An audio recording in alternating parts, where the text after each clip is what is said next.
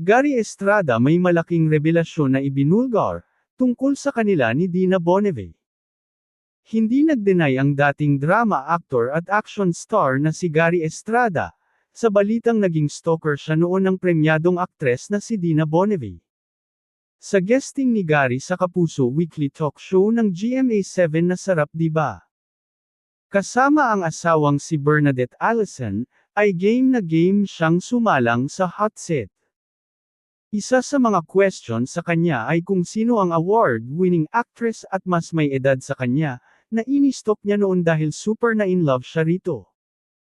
Kahit ako nakalimutan ko na yan ang natatawang sagot ni Gary. Pero umamin din naman siya. Aniya, si Dina. Alam naman ng lahat. Siyempre, si Dina Bonnevie yun. Sino ba naman ako?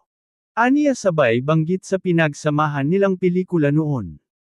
I was very lucky because nung nag-start ako, the role wasn't, yung movie namin, yung Tag-Araw Tag-Ulan, actually, that was not for me yung role, pagbabalik tanaw ng aktor about his Viva Films movie.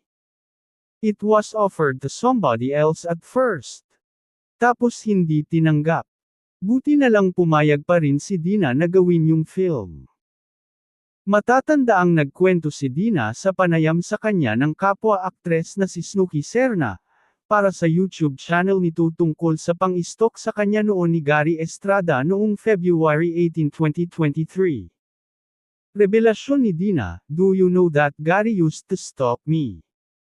Nagkita kami sa gym and then nakita niya ako. He started giving me yung mga weights.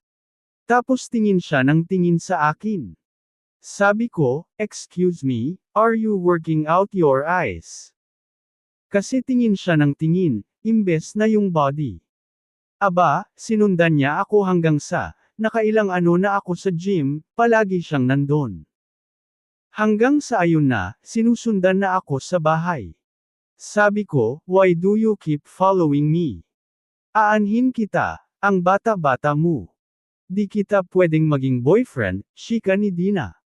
May pagkakataon pa raw na nagbanta si Gary Estrada sa kanya.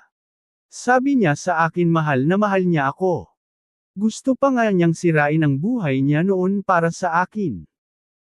Sa ngayon ay 23 years nang nagsasama bilang mag-asawa sina Gary at Bernadette, at biniyayaan din sila ng 3 anak na mga dalaga na ngayon. May isa pa siyang anak sa dating karelasyon na si Cheska Diaz, ang kilala na ring aktor ngayon na si Kiko Estrada.